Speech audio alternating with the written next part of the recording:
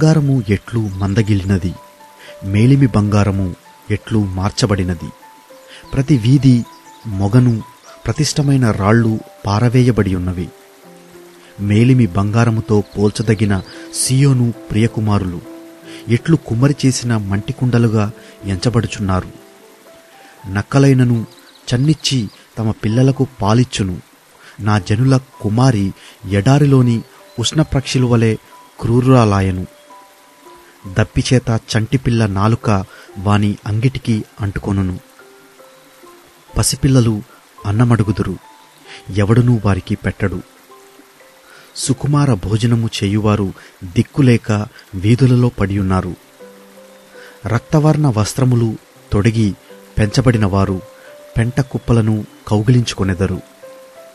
నా జనుల కుమారి చేసిన దోషము సొదొమ పాపము కంటే అధికము. ఎవరునూ దానిమీద చెయ్యి వేయకుండానే నిమిషములో ఆ పట్టణము పాడు చేయబడెను. దాని గనులు హిమము కన్నా శుద్ధమైనవారు. వారు పాలకంటే తెల్లనివారు. వారి శరీరములు పగడముల కంటే ఎర్రనివి. వారి దేహ కాంతి నీలము వంటిది. అట్టివారి ఆకారము బొగ్గు కంటే నలుపాయను. వారిని వీధులలో చూచువారు వారిని గుర్తుపట్టజాలరు. వారి చర్మము వారి ఎముకలకు అంటుకొనియున్నది. అది ఎండి కర్రవంటిదాయను. క్షామహతులు భూఫలములు లేక పొడువబడి క్షీణించిపోయెదరు. ఖడ్గహతులు క్షామహతుల కన్నా భాగ్యవంతులు. వాత్సల్యము గల స్త్రీల చేతులు తాము కనిన పిల్లలను వండుకొనెను. నా జనుల కుమారికి వచ్చిన నాశనములో వారి బిడ్డలు వారికి ఆహారమైరి. యెహోవా తన ఉగ్రతను నెరవేర్చి తన కోపాగ్నిని కుమ్మరించెను. సీయోనులో ఆయన అగ్ని రాజబెట్టెను. అది దాని పునాదులను కాల్చివేసెను. బాధించువాడు గాని విరోధి గాని యెరూషలేము గవనులలోనికి వచ్చినవి భూరాజులకైనను లోక నివాసులందరిలో మరి ఎవరికైనను తోచి ఉండలేదు.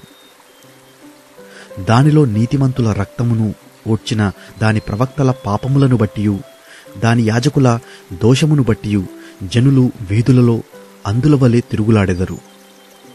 వారు రక్తము అంటిన అపవిత్రులు. ఎవరునూ వారి వస్త్రములను ముట్టకూడదు. పొమ్ము అపవిత్రుడా, పొమ్ము పొమ్ము, ముట్టవద్దని జనులు వారితోననిరి. వారు పారిపోయి తిరుగులాడుచుండగా అన్యజనులైన వారు ఇకను వారిక్కడ కాపురముండకూడదని చెప్పుకొనిరి. యెహోవా సన్నిధిని వారిని చెదరగొట్టెను. ఆయన ఇక మీదట వారిని లక్ష్యపెట్టడు. యాజకుల ఎడల జనులు గౌరవము చూపకపోయిరి. పెద్దల మీద దయ చూపకపోయిరి. వ్యర్థ సహాయము కొరకు మేము కనిపెట్టుచుండగా మా కన్నులు క్షీణించుచున్నవి.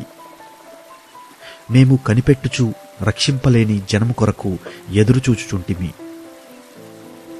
రాజవీధులలో మేము నడువకుండునట్టు విరోధులు మా జాడలను బట్టి వెంటాడుదురు. మా అంత్యదశ సమీపమాయను. మా దినములు తీరిపోయినవి. మా అంత్యదశ వచ్చేయున్నది. మమ్మును తరుమువారు ఆకాశమున ఎగురు పక్షిరాజుల కన్నా వడిగలవారు.